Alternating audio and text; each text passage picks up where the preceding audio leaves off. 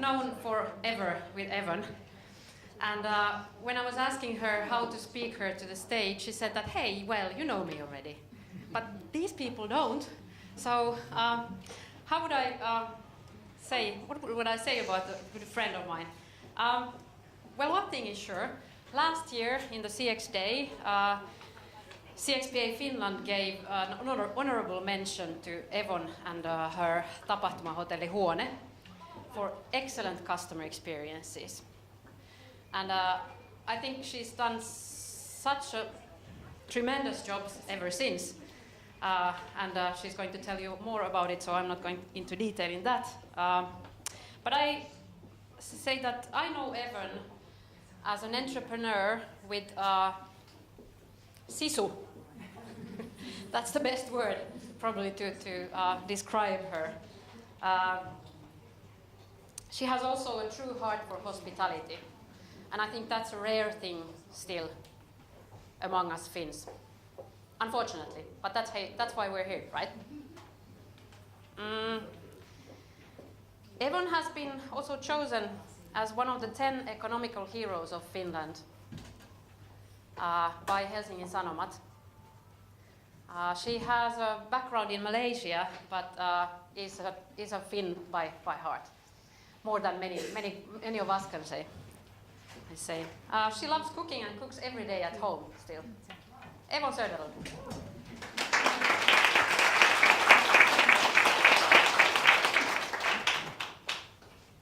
Now, after that introduction, I think many Finns hate me already. I'm the Finns disguised in Asian skin.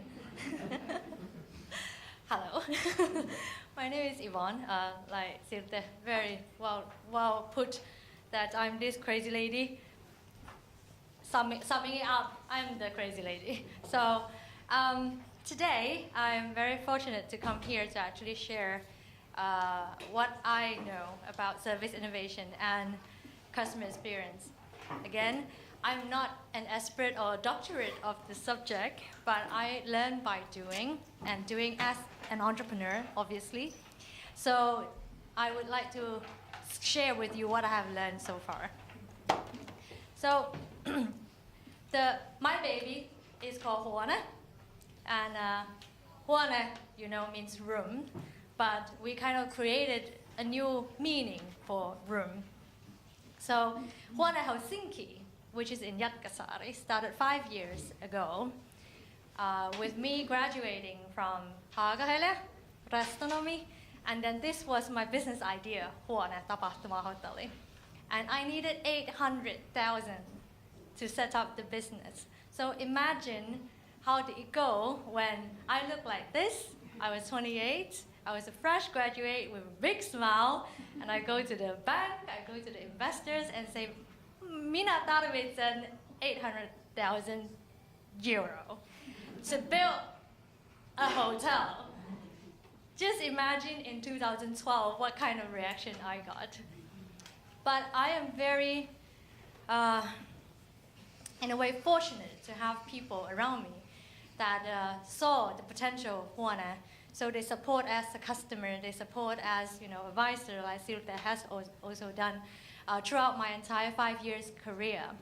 And so even though we went to the lowest low with käräjäoikeus and konkurssihakemus to the highest high, which 6 months ago when I stand in the opening of Huone Singapore, having Huone, a business sign there on the street of Singapore was something that I did not see coming, especially when I was sitting in that courtroom fighting for bankruptcy. So I am very proud that we have come this far, but the learning is still continuing, and we have a lot to do along the way. But first, my topic today is international growth through service innovation and customer experience.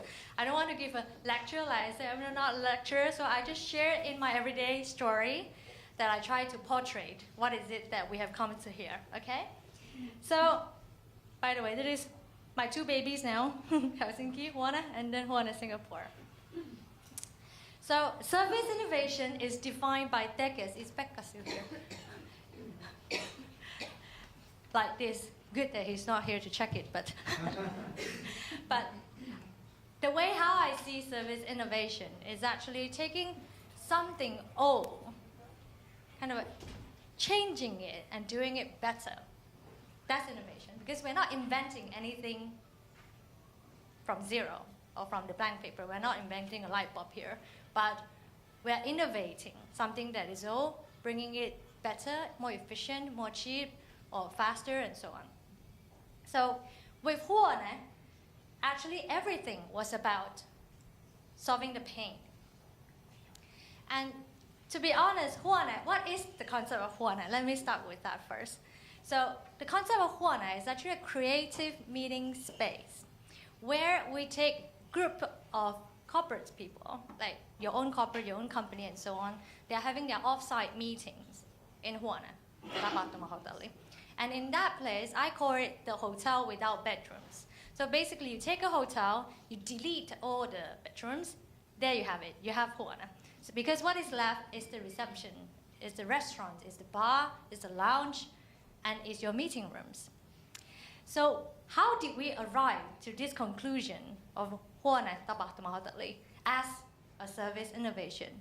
Was not sleeping a good night's sleep, wake up with a light bulb, ding, I got an idea. It was nothing like that. And it actually started from the most ridiculous thing, which the baby of this, the seed of this idea was actually karaoke box. And no, people don't sing karaoke nowadays in Huone.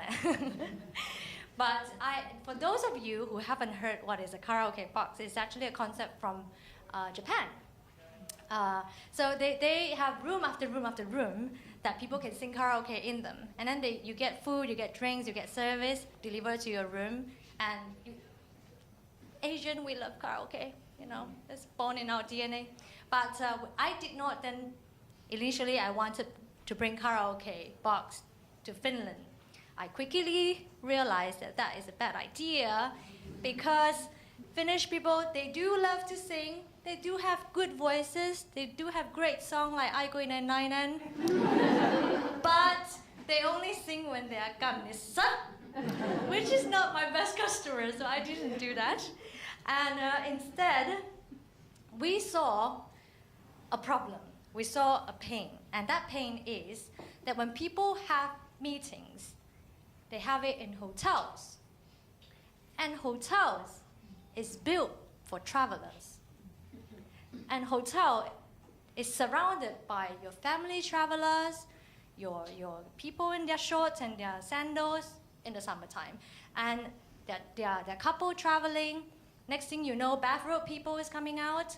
And you are doing business there. Seem a little odd, isn't it?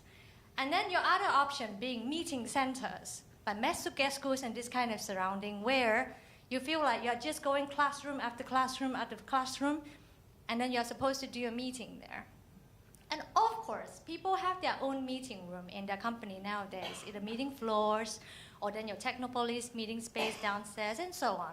But something about it is not there. So I'll tell you a story. A company who actually we bought nowadays CRM system from, who I shall not name at this point, they come to Huone every month, once a month.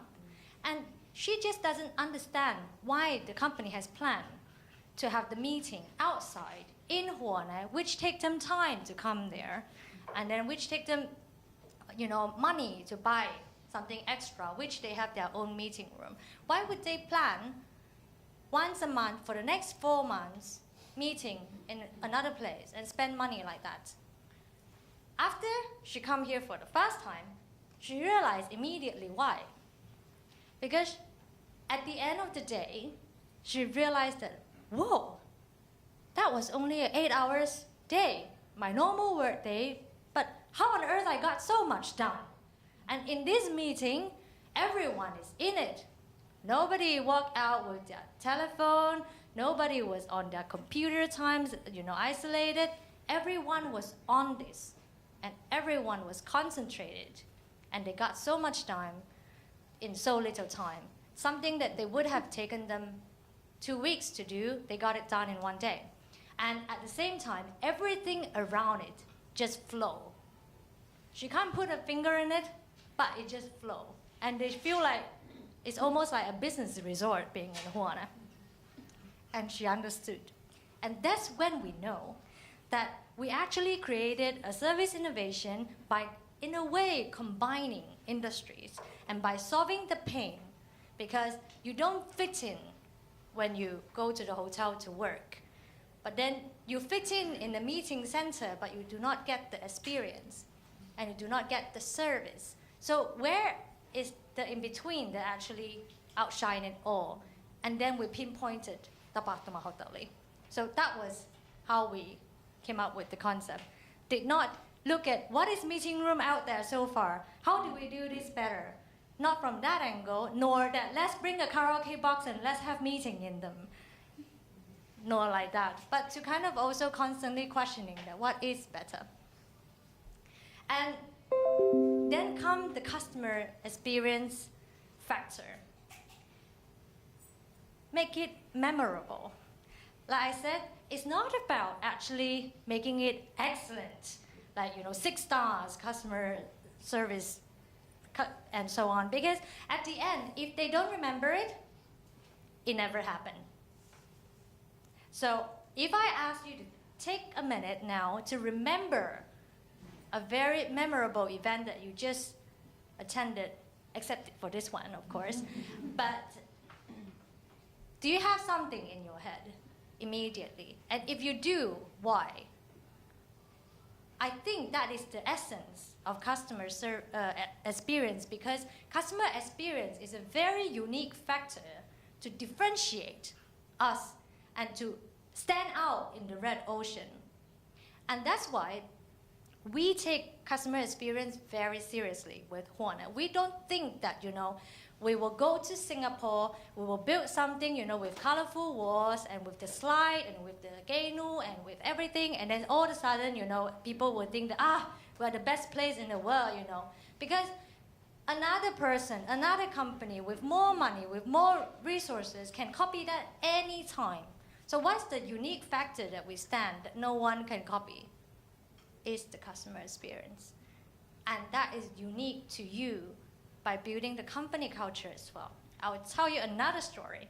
So our customers give us feedback all the time. 10,000 people come to Huana every year. And we host 100 company meeting and events a month. So obviously we do get abundance of feedbacks and so on. One thing that stays consistently, something that people talk about, is the reception. Reception. You go there, moi, huomenta, mitä voin auttaa, and then you say, okay, you're coming to this event, okay, room 105. That's reception. But how can someone consistently talk about the reception in Huana? And now imagine this. We're in the middle of Jatkasari. Okay, Jatkasari, Verkakauppa, the construction site, the boat and the ruka. Yeah, I hate it. Anyway, but there's the sand, the construction, the trucks and everything. Imagine coming Monday morning there with your car, minus 20 degrees outside with the wind, feel like minus 30, and then you get out, and then you're like, where the hell am I? Why does my company want to host an event here? And then you go in, office building, and then you go to the second floor, and then the first thing you see is the sticker on the ground that awesomeness this way. Yeah, we claim it, awesomeness. And then you follow in, and the first thing you see is your feet touch on the green grass. And then is when you know that you will remember this day. Because the next thing what happened is the big smile on the girl with the red lips asking you, no, 我们的, and then started to tell you, which event are you here for? Take your code, show you where's the code room. So is this your first time here? And do the Huana walk. What is the Huana walk? No, it's not the marching, But what is the Huana Walk? The Huana Walk is this your first time here? If it is, let me walk you through how this goes. Then they tell you what it is, where you can get your coffee, where you can go, this is your room. And then the last thing, they walk you to the room, ask you how's the weather and everything, and then they open the door and they say, welcome to Huana and enjoy your day. And then they go. With every single customers, our staff from the reception walk them from the reception to the room. Luckily, it's not a very long walk, but it's the walk. And everyone remember that. Everyone remember that. And all of a sudden, you started your day, that 10 minutes of entering it, okay, the Yat Kasare thing aside, but when you enter, it set the tone of what is your customer experience here in Huana. And the rest of the day, if your meeting goes well, if your team aren't assholes, you love your team, and then you get a lot done, and then you get good food, and then you get the good service, and then when you go, and the team is there next to reception, they say, thank you, bye-bye, and wait to see you again, and then maybe even ask your feedback at how it is, laugh with you a little bit, and then you go. You get a hello, and then you get a closure.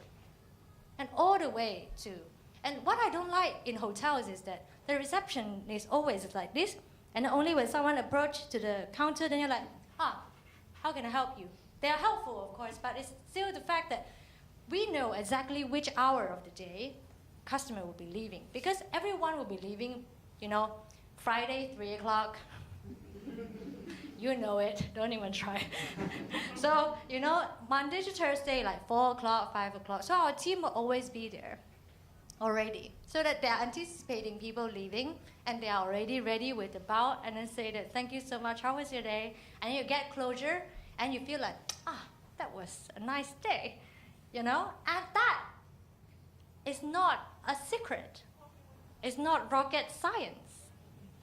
And yet, you will remember that day, because that day was a great customer experience day.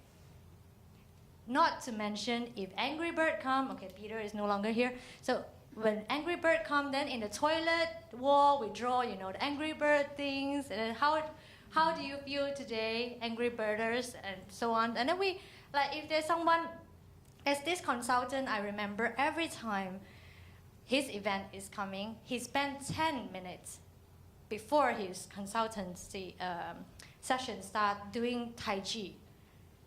And then he needs a room where he just concentrate and do his Tai Chi. So after that, we all know in Huana that guy do Tai Chi. And we reserve a room just for him so that he can be quietly doing Tai Chi before he even start his consultancy event. And there's this another consultant. It's very easy for us to remember if they come and come back again. So do come and come back again, by the way. So people who are decaf, who are going to detox diet, we know them. And my staff, sometimes this is very contagious. When you start doing these things, and then my team, they also start copying you. So if they hear that someone having a whiskey voice, then immediately, next minute, you get your honey, ginger, lemon tea. That, I heard that your voice is a little bit, My assistant is actually great in doing that. She always eye those people with the whiskey voice, and then the lemon tea come. I'm very blessed that we are able to carry these things out, but I don't know if you realize the one red thread throughout my entire story is actually studying people, people's pain, people's behavior. How do you feel when you're in one person in a 50 people group, or one person in a 10 people group, or one-on-one? You behave differently. So we study those, we anticipate them, and then we try to see that what can we add as cherry on the top that make it different, so that you will remember us. So as cliche as it goes, it's all about people and about anticipating people's need, what they love, what they hate, what is happiness, what is not. So there's no secret ingredient in here.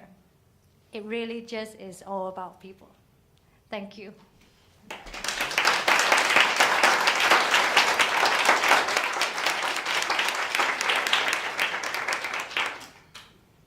Evon, you're such a modest person. I mean, you had a huge success in Singapore, really, opening up, and I think you merit it in totally. But you've also had several challenges while opening up in Asia. Could you maybe elaborate a little bit about those? Everyone was so happy with the happy thoughts. Why do we go to like the challenges?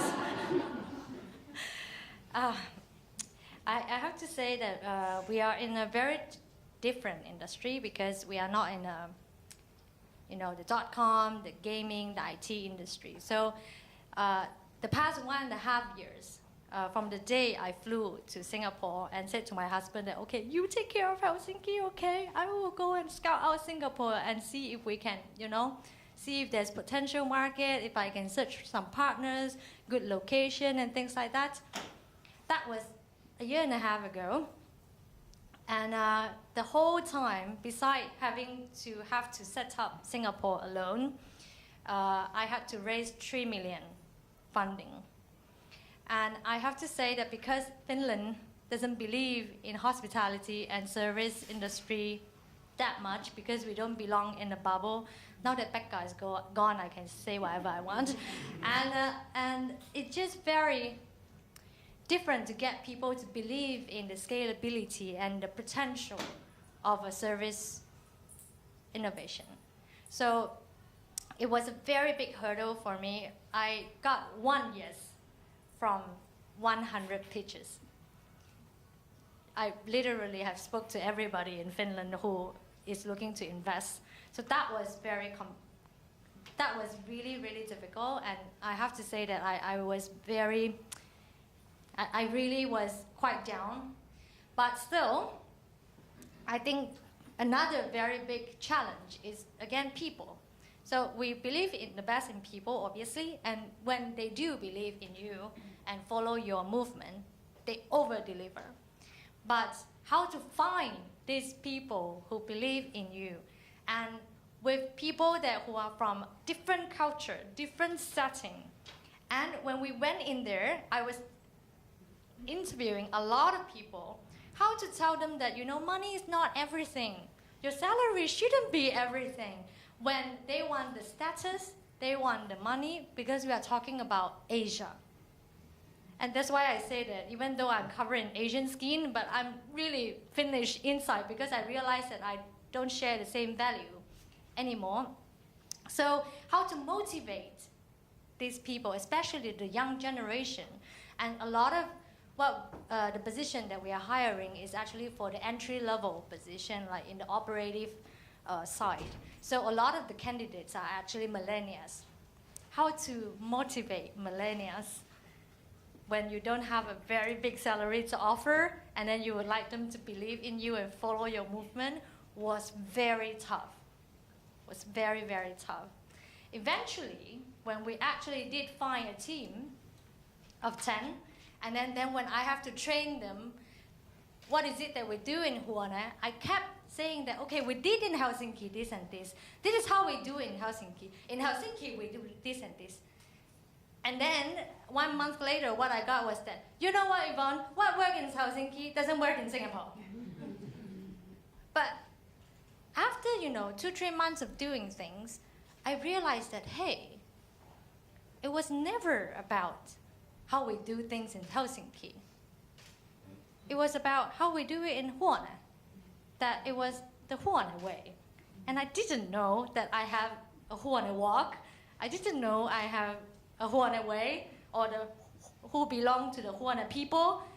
I never knew that it was already a thing. Because once again, 5 years ago, I was there with my, Unikuma business plan, walking to the bank. Still vividly remember when nobody believed that this is something that, we can do, because I'm just this crazy Ulkomaalainen and Mimmi. And now we're so much further that I don't even myself understand that we have started to have a Huone thing. So that was I have to say something that I also learned throughout opening Singapore as well. So realize that it has to be consistent. And what is the consistency? And that is the customer experience. And customer experience is delivered by the people of Huana, by the people within the culture and everything, which is so hard to do. Like every individual, every one of us, we have a story behind us. We have the, we have our childhood, we have our education, and we have our experience. They're all different. How to unite them? Oh, anyone who has the formula, please share. I'm right outside when you are ready to share. Thank you. Anybody else? We would have the time for one more question. Okay, let's hear from the social media. Hi, I'm Jonathan from Feedbackly. First of all, thanks a lot for your very inspiring examples of how with very often simple things, by meeting the humans as like people, you can really improve the customer experience. And there was actually one question sent by the audience about like how do you measure the customer experience at which stages, and how do you manage it? Like, do you have something in place for that, or some thoughts regarding this? Like, how do you actually manage and measure the customer experience throughout the whole process of your customer? First of all, we have our CRM system, which everything what we go through in the whole process from the first contact, like call, sales call, or whatever, all the way until the execution of the event, we record in the customer, the CRM system. But still, I think the most significant thing is still the fact that our event coordinator called the event that happened last week, this week, and then kind of ask for feedback, ask for room for improvement, ask if there's anything that kind of like a hiccup or anything happened in the event, then we try to tell already that what are the counter measurement that we have done and so on, and then most importantly kind of like gather their feedback and then see if they will be visiting us the next time. But concretely, actually, we are building a software which is called Eventsum.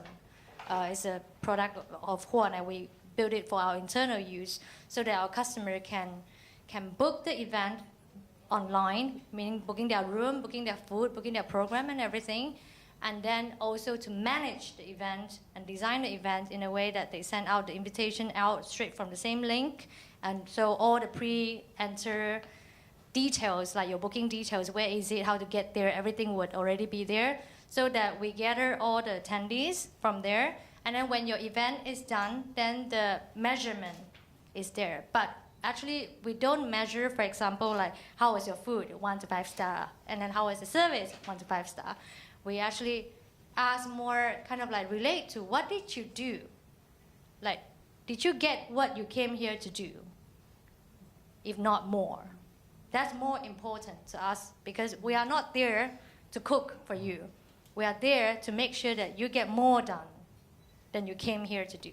So actually our ROI is a return on meeting effort, because it takes people, the 500 euro to book for the room and get the food and everything in one package is nothing compared to the 20 people of their 8 hours precious time that they spent there. So that is for us much bigger investment from the company. So we want to know that if they have got what they came here to do and more. So that is actually how we measure in our context the customer experience success factor. Very good answer. Thank you. Thank you, Evon. It was really good to have you here. It's all about people. Evon, thank you.